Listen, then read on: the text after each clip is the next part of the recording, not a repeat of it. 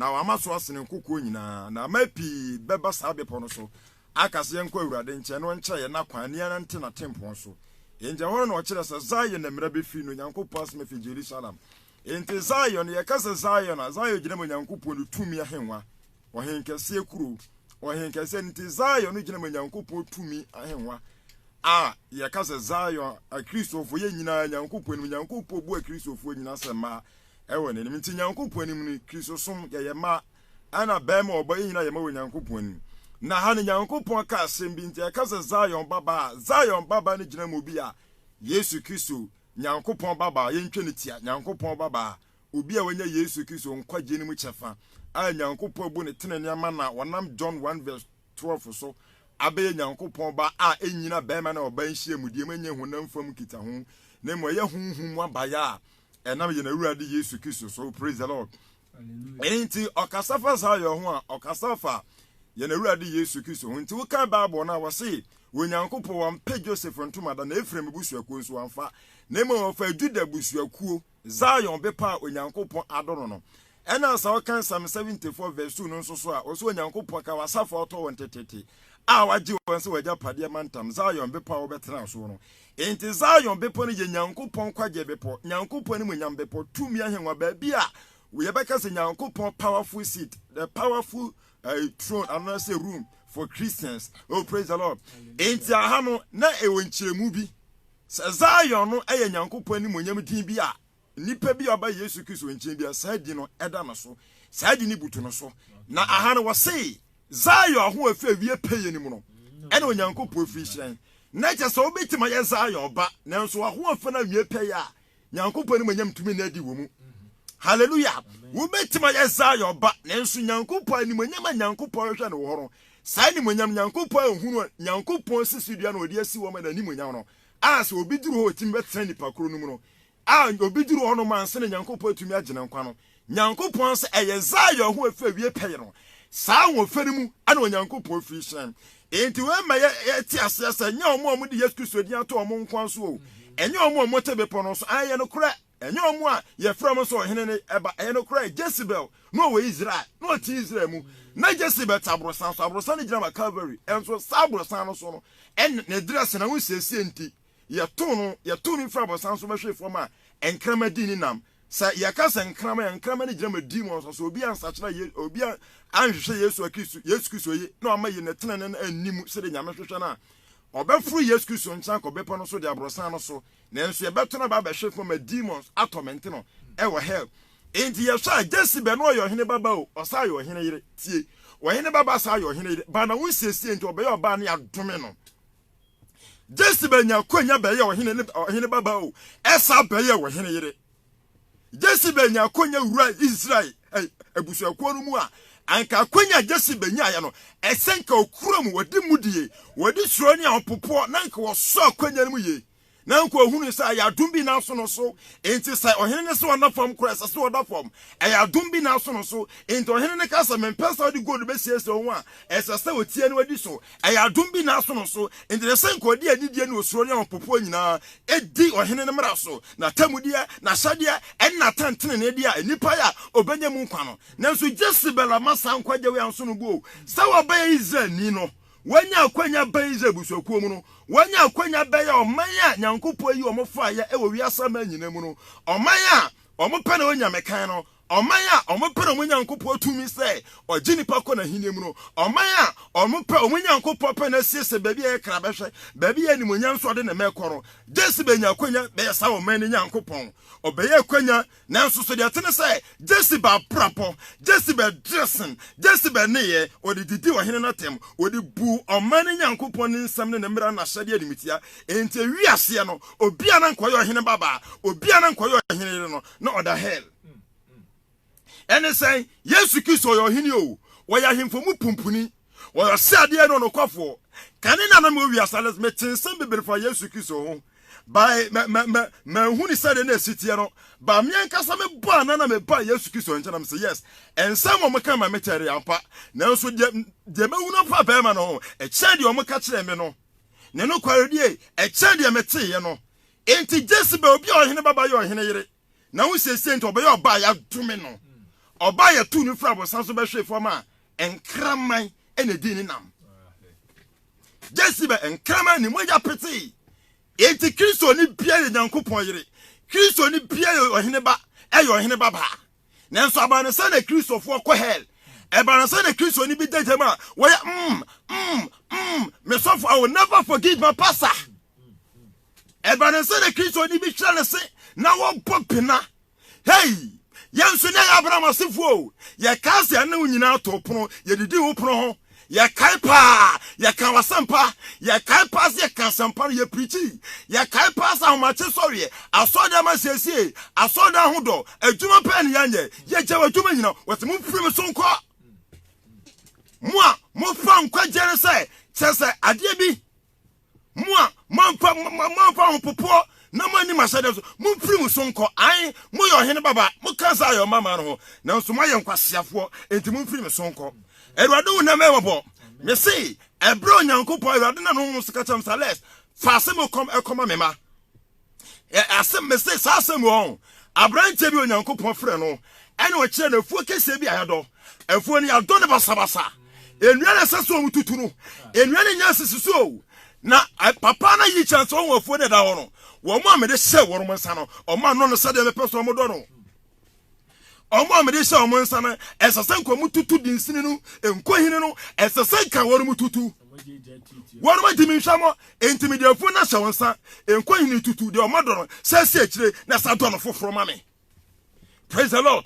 Enti abrante ne hye asese wo do de akanifo bi do o ma no ne nu o do no tutu no sa sajuma na me de hye wo nsa enti arrest bi na kama me Psalm 50 verse 1 to 6 no Nyamongoma duonum ni mu baako edikosi ensia no tifia semotinya mesompa wonya mesompa so Nyankopon tweri ampon Awurade rekasa wose Onyankopon tweri ampon Awurade rekasa ofra asase firi owia po ye edikosi na to ofra asase sofo empanimfo emofra emrante so mugina guamana ni mu a eguamana bu o matan si ahwo ofa ewie peye mu no Nyankopon firi na za yo ho ofa ewie peye no Kristo fo mo dira se wie peye no Kristo fo omo bo omo wadwa efi Babylon papa ho hesede ye wo no Kristo fo na wo manti atro nkyerɛkyerɛ mfaso pefo asofo ehu da omo so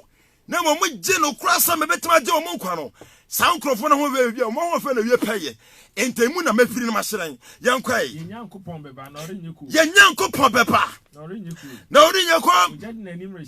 ejadi na nim rehia de ehumatu etwa ne wahia refra asorofo afiri soro wo fra na bofo eni asase so de bebu ne ma sa obebu ne ma yatan mo bo ma hotefo anu ma enkrofo a omoba ne nkwaje ne ka ho bi wa onam ma for the boss ne me wa pam mo bo ma hotefo anu ma yo wo mo nam afode bo bi so ene me wa pam ahopa kire bi so afodie bi omobo ya ye eje omobo eje woromobo afodie bi omobo ya ebusanfo tu omo fifie afodie bi omobo ya wo mu kunu di omani si omo so sa omo nwaro omo piam afodie bi omobo ya wiase fokasa woro mu yekolo woro ma memuei enemre mo so afodie bi omobo ya wiase fo so pa wo mu ewiase ye omo maye afodie bi asa nkrofo po ya enipa nyina susu se we de ebe ye jinse nipa betumi aye ekwa we de ebe jinse nipa betumi afa so afodie bi omobo ya wo man nyini nipa ahunahuna wo man nso nipa nim no mo sadabi ahofi awie paye no ahofa enyina wo so waso no ahofa enyina meka so no ahofa enyina asomade hyeso no ahofa enyina ringe hyeso no sa ahofere mu Nyankopon befra sran osoro beka ne tene ne ya kire Nyankopon na odebebu ate sa opa no Zion papa na wo penke kale nim no na osoro beka ne tene ne dia kire hey eda opebu ate no wo soro beka ne tene ne o ye beka ne tene ne dia kire ebi man ntimi na so dia utumi ebi msi we dia kwa we dia mintimi mfa so eye hia dodo na so de obia wani enwere wo so enkasa wo so ensanso no wo so nyanya nkyira wo so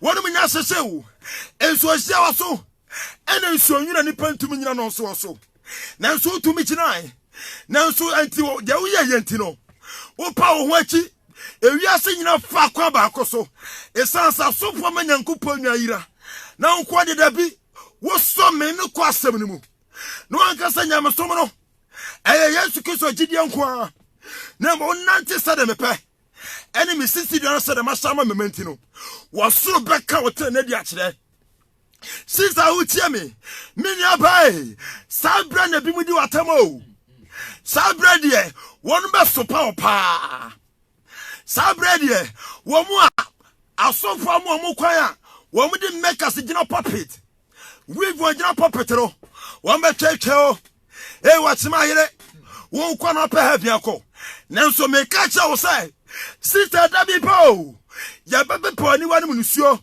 sister dabi pa eda wo soro be kan wo treni a kire no eda wo soro e be kan wo treni a kire no eda ya de won san no ababa mu odi no sada no wani wa munusuo nyina atam didie no won kai piom wo kunu de ni si wo so sa wa mama sha ringa awan men waru piom asumare no ansha meja wo system yewani akaka krabi sana awade aka kira mi o awade wo maka asem bia go asom say tell my people, tell my children, especially the women, I'm coming very soon. I'm coming for my children. No more who fe wie pay no. One more man wo fan kwaya nkekaya artificial tense no. Ba so be come mo treni a kire. Na mu na mafiri. Na ma hire. Oh, praise the Lord. Hallelujah. Ento aka wie. Sa asa afode bana no ka na ha no. Nyankopon aka afode ya kire o man na. No amudo amadwena kwakwasi na ntwie so. Esan se izi atam no. Nyankopon aka afode ya wasam a no obi akope odwan. Obi akope ene nyamesa afode na meka na de. Eyade a me Nyankopon madwuma o. Eyafode a mawie. Enti sa afode na no ka na 150 no. Se wie mu mo anyina nyame dia. Na nka mepe na makuma dia. Ewe na nka mese wana. Kwaye mu modoma wo mu nwame. Enti die enti na wunhunu se.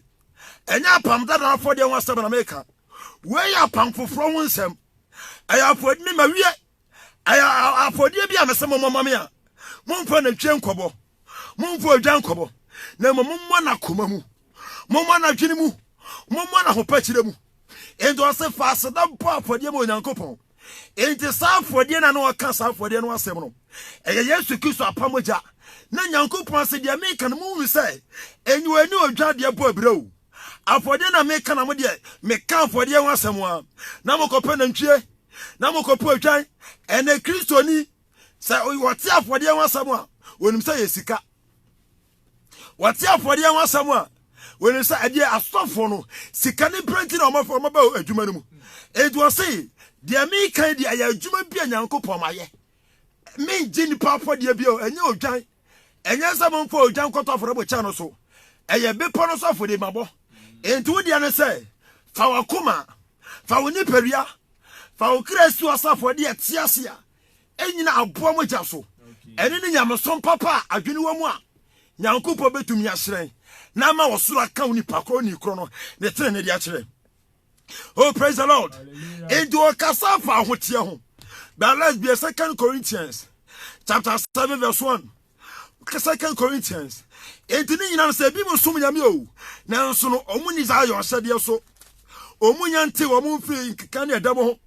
Enti 2 Corinthians chapter afesi o sa bo shenti adafo moma oro ya ho firi ho nam ne ho mu fi nyina ho ye wie ya ho tie Onyankopon suro wasi esasa ya te wo ho efiri ho nam ne ho mu fi nyina ho nam fi ye de jewelries media message I will never ever stop preaching on this message.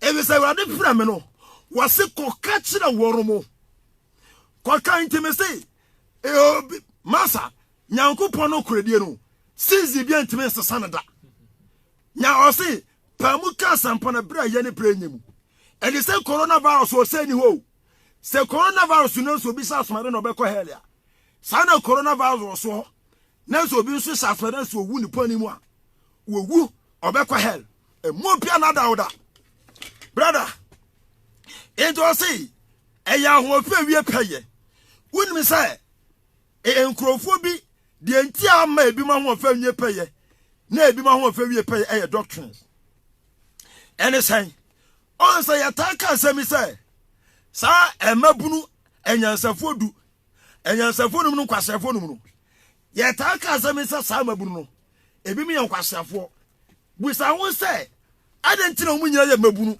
nanso ebi mu kwagira nkwasafo agina bia ni nyina no say ade asese nkomu yi firi omo ho a ebe ma omo ho fa na wie peye na ma wo hene na hyira wo mumu na ma osoro aka wo metani akire no sa ne ma wo manyi ene san omo do omo to atro so atro sampaka fo so omo do omo to atro akire fo so what you say enti ensamu ankapem o matumi agina no na nkomanya boshe no omo kodi atro achi na asamu a alasi bie 2 Timothy chapter 4 verse 1 to 5 2 Timothy chapter 4 verse number 1 8 to 5 yanko atifia samasi adisrebi Timothy ngoma totsumi atifia samasi adisrebi ni mu ba kodikosi enum aha wasi afem hye onyankopon ni Kristo Yesu obebu atiasefo ne awufo aten na ho yie ne na henie mu meshaw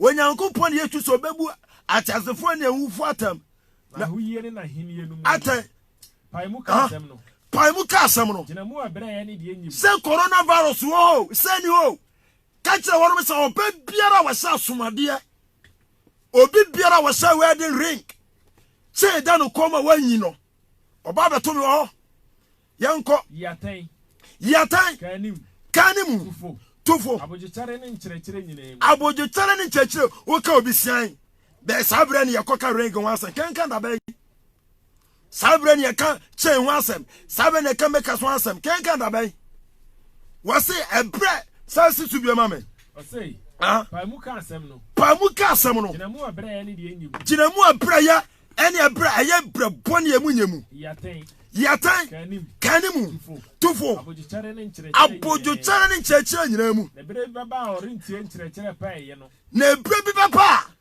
sound doctrine no they will reject it.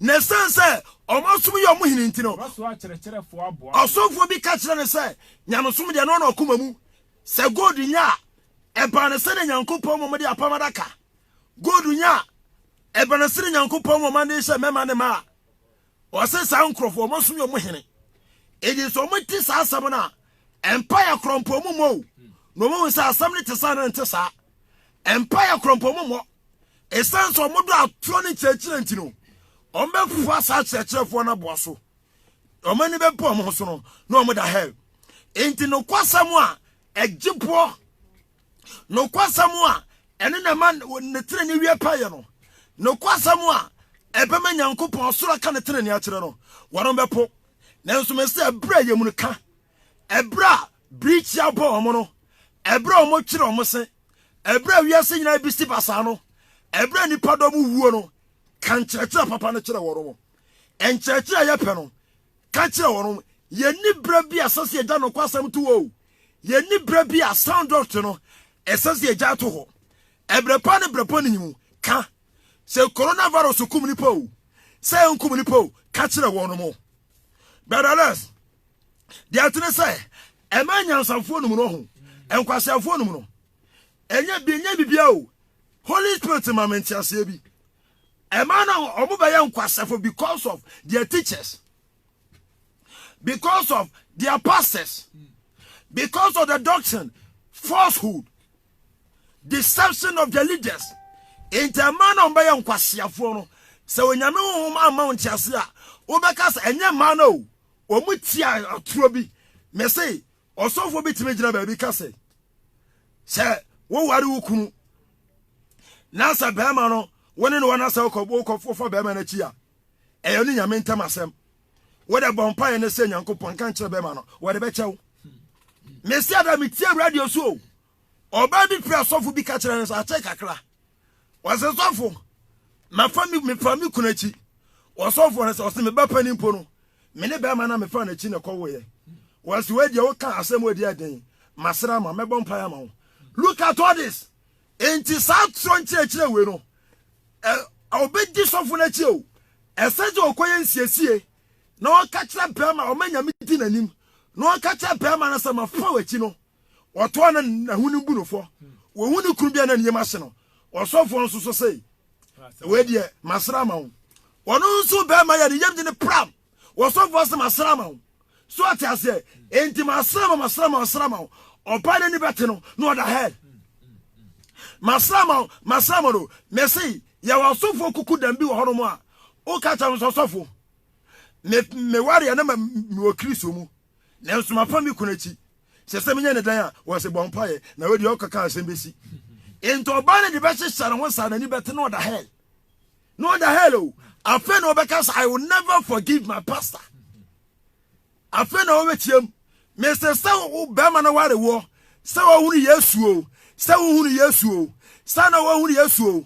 No only yesu. Sawa for the China Brawa or Wadian Quadia. Quano Quayensi. Bompire and a catcher Bamano. And Tissa was so for beer back at us a Masrama. Mr. Sofun would do a bro cra and or per se or Quaman Hunukrum. Ain't it brothers? I mind and phone of the Omutie sound doctrine. A man has a phone. Omutie and someone a sudia ja and someone a sudia day and someone a sudia anemia and someone so we are so banante at a pono swa abu sonfo nya betimi apo wona fofo nya be so yokolo eni pompoma wonchan nanso some man has a phone sound doctrine. Omo accept and for when cost to be a cost to omo to me na man kwasafo no mu de me so for say nya hwe ono omo mpayo abrantan say urade se asomade say yachiwade e urade se rengi se obi a honhum ne ho agufi urade se obi say artificial nose obi say weavon so obi say aye makers say nipa ne ho nte enti kacha wono ono mpayo wato no so panipa no oto no odi natam no okeka nsema ope na Awurade se nipa na sai masra no nko ade a oye nipa me na masra no na sa asema oka no enye bosremuka na enye nipa na kyerɛkyerɛ no ene madi yeso ene ya Awurade won tumi so na de ama ne de a ene ya won so ntia no mfa woni da esansa so do soja sampakani no o so tia de osoma no ene Awurade adwuma sha ne nsa alas yanko Proverbs 31 emebusem edi asaba ko chemu ba ko ni mienu wu ya mesam ko 10 to 12 ene 26 to 31 Proverbs 31 1 and 2 no kama me Proverbs chapter 31 verse number 1 and 2 Ose masa henele mwele nsema okasa kire ne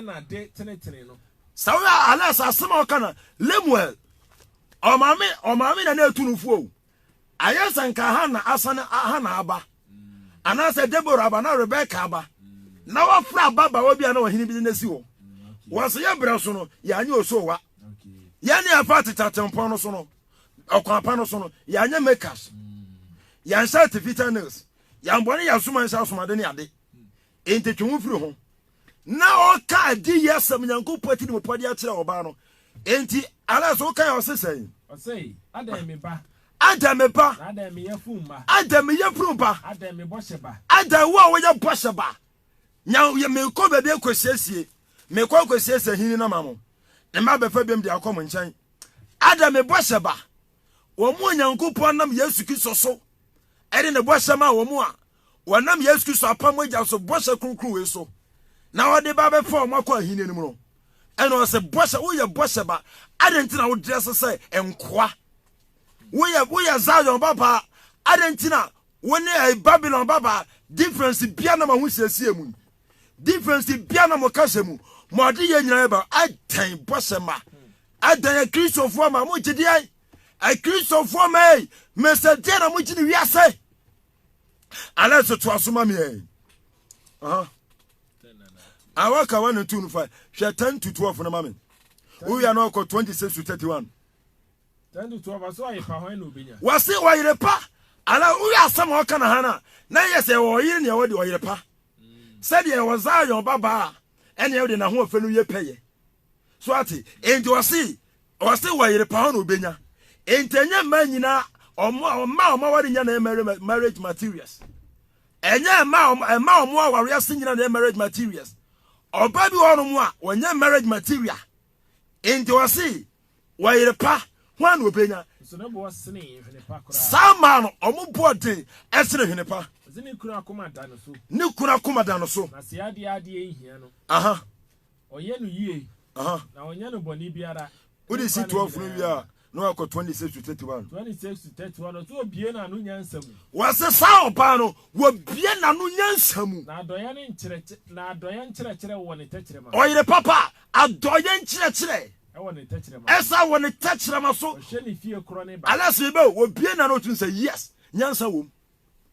What you say? Entina me bon paye no. Me kan Isaiah 33 verse number 6 no say. Na ne breso no omanyina.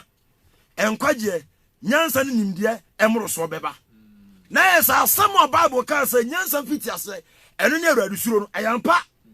Ye wa titire bi wo no ma ko school park ase a abodi na mo no ma sanya agro. Na nso mo num asem. Ye wa ma bi wo no mo te banks ahodo. O mo te offices ahodo. Nanso bia no se wo kasa o wo kasa school dem kronsi woda ya baby won so a primary school kwa wanwie nanso hunu Yesu Kristo ntino o kasa utimi say yes oba we Yesu Kristo hunu ntinimu ampa wo yi Kristo adi ampa sa nyansa mfiti ase ene na awradu suro ampa sa Yesu Kristo breso na o manyina enkwaje nyansa ne nimdem ro so beba ayampa ye no ne hunu oba we mu no ndala se kan so ohye ne fie fo kro ne ba. Wahye ne fie ekwo kro ne ba. Na woni ani ha aduane. Woni ani ha aduane. Ne ma sore. Ne ma sore. Wo fra no nhira. Wo sawo ba ne ma fra ni nhira. Wonim. Se ne ba ko school a won to nyi 700,000. Emfa nkobo ni tim oba ye mpam ni school fees. What you say? Se sika ni fie a won to nyi 1.5 se Brazil he. Ama buso ne nakom. Oba bi won po ni kuru na djuma sai.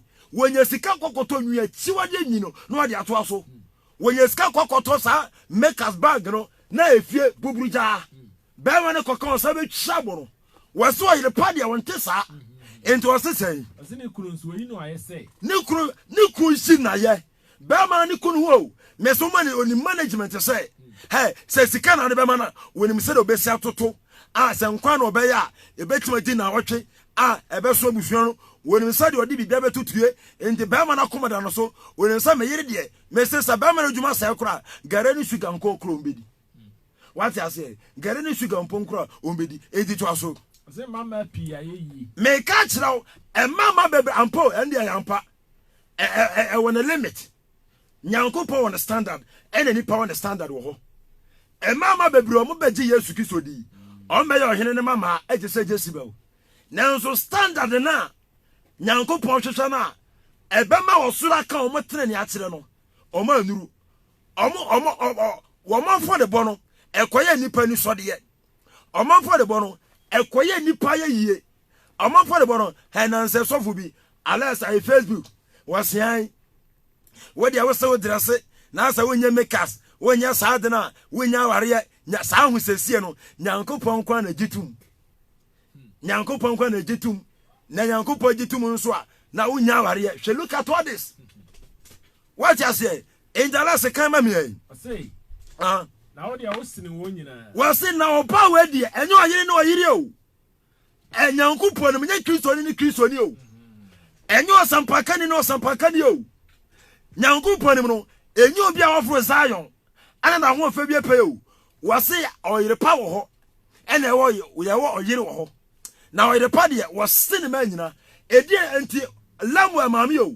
wo hene mame na otu ne bafo mame a wo hu se ne ba na mane ne ba ne di ema o mo ye make asachi ema o mo do mo se didi nyankopon atem no ema o masesa o mobosu o masesa o mobosu anyankopon de bo o mo no sa ma no mo ye make aso no o mu nyankopon mu nipa no ono na wo hene ne di akire ana mama se betie oba bia na oye make us oye so oba kwa heaven da na so person na sa oba ni nyina bom kwa hela ene de meba eye wa asam o de me tufu de ametre na me tufu nwie transfer me tufu na sa won sesa na sa oba we na be na chi a ene de owo ne nkwa wani de opa no ana obedi na ba enti transfer sese why na da ebi se tie de enti am se oyire pa na obenya no de enti am se e mama bebraya yi asofo na omunnim nyankopon no kure no asofo na omudane dare nyankopon asam ema omuni asafo ma ne saye no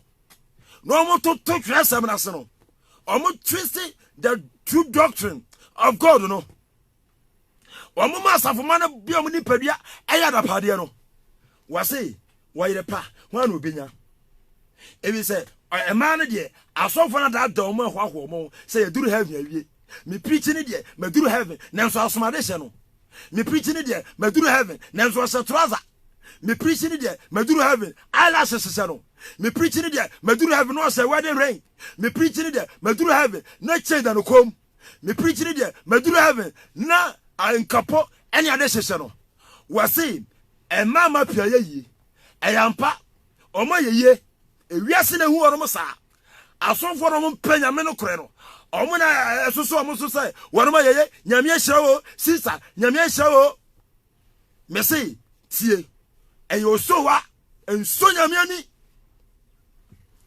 eyo sowa yamfam frobe pono eyo sowa de obedi akire biara obefa sa kwa no so biara obetani wo ha enti lamole tie me doba tie me bosaba tie me mabuto ye mopa tie me mayem hiheba enware sa oba ne bi emfa sa oba no kwan so hey emfa no kwan so o no so waye eye nada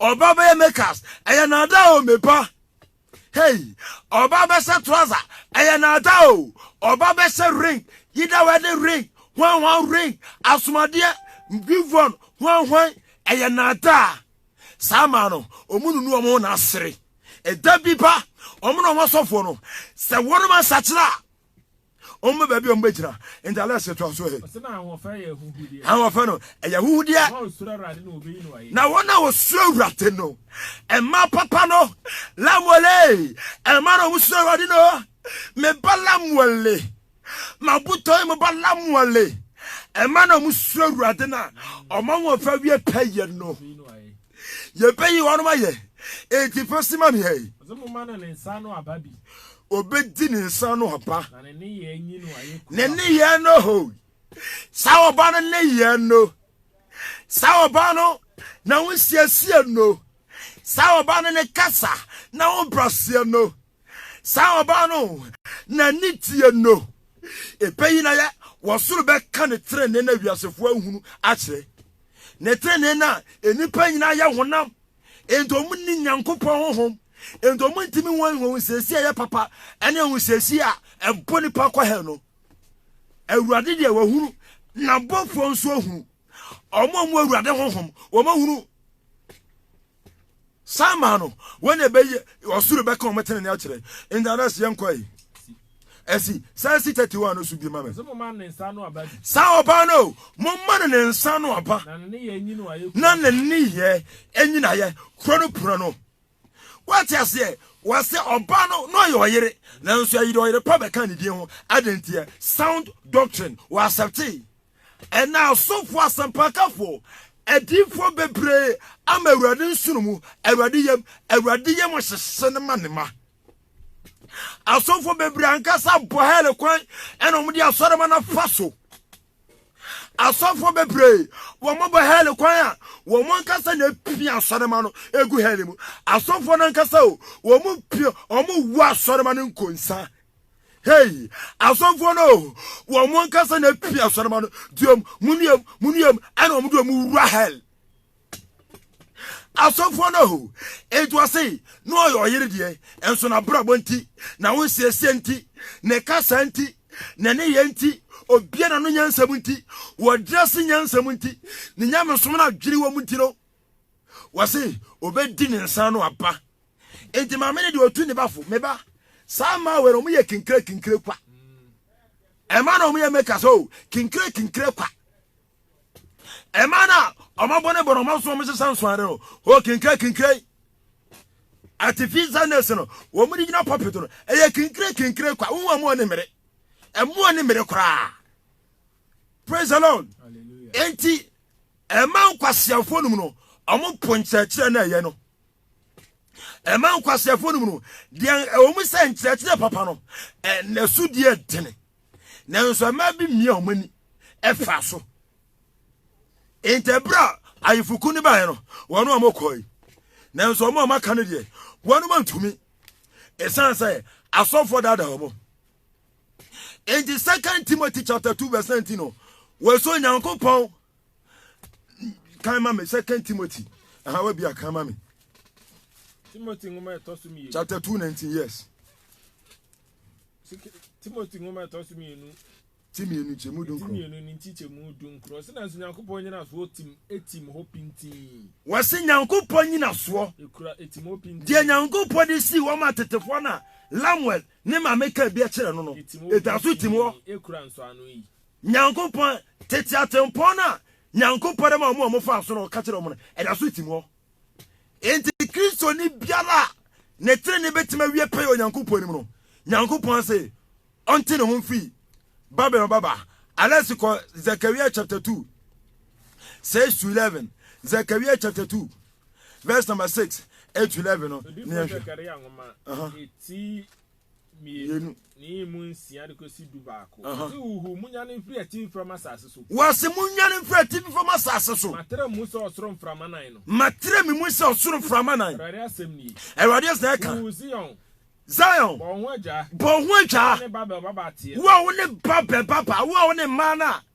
lamwo ne ma me bɔ no kokɔ etu no fo kasa kire o ma wo sa ma no wo ne ma no mo ye makers e ma no mo de san me bon hoja wo ne Babel baba te yankwai na sasa for Awurade sie ni se Awurade kan ni eni monyam ntine wasoma me amanaman a wo fom me no sisa wata de na siw na sa no fu nwo no e Nyankopɔn ni monyam nyame asada na wasoma wo da to man sasa nyame de be bu mata temu da sisa wo natural beauty na wo mo so pa no e nyame ani monyam wo asada na wasoma wo ho sa busua na wo didi watam no wo mo adwuma mu a wo si watwetwe no Nyankopɔn na asada so wo ho sa wo man satira e da bi ba Nyankopɔn de wo be gina mo ne bu mata enti wo se yanko na de okamo no wakara na de wakamo no akonkun fo me na de wakamo no waka Awurade ni kosua na she ah won so na me hyi mensa na wadane da ne fomfa de ama won ko a mi be hyi mensa wasaba wo mo do mo bo Babylon mama no wo mo a omo ne Babylon mama ko benkuro mu adwekuro mu ensusu ekuro mu ahonsesi ekuro mu kasa kuro mu eniye kuro mu abrabosu kuro mu no mi be hyi mensa wo woro mo so yankwai na mo hunu se asafo Awurade na asoma me na mo se asafo Awurade na so se me sa ne nyina efim yankasa Awurade na soma me se me mo ne makokɔ se obi biara de gold be siesie no ho no obekɔ hell Awurade na ka let's catch the woromo obi biara be makers chain gold obe gold de siesie no ho no efim wo manim catch the woromo yanko to ahrusie drum na ma wani nyi to ahrusie drum na nyi Zion baba mere ba ma betena she me ba ma betena wo mu Awurade asem ni na ma bebre de wo ho baba be bo Awurade ho eda sinsa sawa mo obama mu ho sinsa konku ni ba mo abrachire sinsa Grace no sinsa Lydia no sinsa Mary no mo abrachire mo practice holiness mama Stella no me say munti mama mferemate sha sister Pasha no mo me say mama pamumu wasoro ani agye mo munti enipa bebre ba ta Awurade ho enye ni panyina na hu mo mepum o me say nanam ni me sister Joyce na sister Fayudo e ka asem na sister Joyce says omoko Spain omoko ba bia omoko nyame asem sister do na ni Kristo so what I say enti o say ala say ehon ya me da sa kan biom o say na manama bebre do ho ba bo Awurade ho eda no amanama bebre munti Awurade na aseda soma mo muntam o said a bear hiniamandom omdo muntia enipa be fam so be hu Kristo muntio enipa be ebe fam so nyankwaje. Oh, praise the Lord. Hallelujah. Enti yana urade Yesu Kristo. Enti Jeremiah chapter 4 verse 30 no. Alasi bi hon na kan ma me. Ya bra no mi sa so wi anosa. Ya ntima nwi anda be fre be sa to so. Ebi say asemo ye nya kada. Jeremiah wabi akan Jeremiah chapter 4 verse 30 to 31. So na so wo wa say wi. Wo won so yase wo do ho akobo Babylon baba. Now dress us Babylon baba. O kasa se Babylon baba. Uri ye ni deni na ofra tan koko. Wo ye de na ofra tam koko. Adi sika shede ye she. Wo di sika gold asiesie o. Wo so bi kan a. Wo duru gold na no abatra na makers no asem do akoka. Adubiri ni paint ne dia wo kan o. Wo duru sika de na no abatra. Yenko. Okwara kwa na acha ho fefefe. Ayo kwara. Wo dis gold asiesie ho a. Wo say makers na ayo kwara kwa. Jezebel ye bi na ye kwama no. Jezebel wa mu na hini ade ama no. Jezebel wa mu no ho. Wa mu no ho enti wo ye de ope no. No hene baba ayo hene ba. Ne dress nti ye twa no twene. Mo a Kristofo a mo ye hene ne ba. Esa ye wo hene ne yere no. Mo da mamu nsesa. Na ze Jezebel no yo hene baba. Jezebel Nyankopore ne ye hwe so maaye. Enti wo sesen. Adofo apo or pe oku. Adofo apo or pe oku. Metia ne 31 no. 31 no say na mete ne etisa oba oreko awodie. Metia ne etisa oba bia owo. Awuyehi etisa oba oreboni awodie. Awuyehi etisa oba obon awodie. Si oba ba ni. Zion baba ni. Si apini. Christ Zion baba no we na ho afere nwe peye enti osu. Nyankopon ni sisi bia na to say. Zion baba Zion ho afere wie peye ni mu. Ana mebe firase na sa ho afere no osoro beka ho afere no. Sa trene no. Ana nya osoro beka kire. Enti ebiba ni sa sede no so. Enti waso mu tiem ti se oba awo. Ete se oba obon awode. Zion baba. Oti apini. Avisa obonefo na ehunhia atena o mansa wono so. Say the Jezebel ewie Jezebel bone. Jezebel na dressing to obey oba ya dome no. Enso no yo hene yire yo hene baba. Wo da Jezebel wo da dwene ho hwe. Na se Nyankopon fa free Jezebel. Na se Jezebel asomade hyehyɛ e ba nsankyerene. Wo de go di seste no gina ma ba nsankyerene. No ye makers no ko hela. Emu bia na da wo da. Emma sofo bi na da. Ala si de di twato no. Ezekiel 70 verse 19. Ne mfen twato. Before Ezekiel ngoma eti dunso ni emu edu 19. I say Enisa radi Nyankopon si eni. Sa metia si ampara. Mentama wa muo ne ma apam a wa busuo no na me de bebua na tifi. Tio. Mentama wa muo ne ma apam obusuo no. Na me de bebua na. Ento me de bebua ma tifi. Sa kon 7:19 ne ma me. 7:19. Ezekiel chapter 7 verse number 19. So about to one juta gumro no so. Omba tutu omu gold na de asomade ma omo no. Sika dane se sumina. Na omu sika bedane sumuna. Juta no sika rentumi nyi wo. Omu sika na omu juta. Entimi nyi omu atemu da no. Davida. Ora fan hye wo ayemde mu mama. If say eye wo mumu ye ho sinti. Eye mumu ye ho sinti bia. Omatantane no. Omatantane no. Enti Ezekiel 17 verse 19 na say.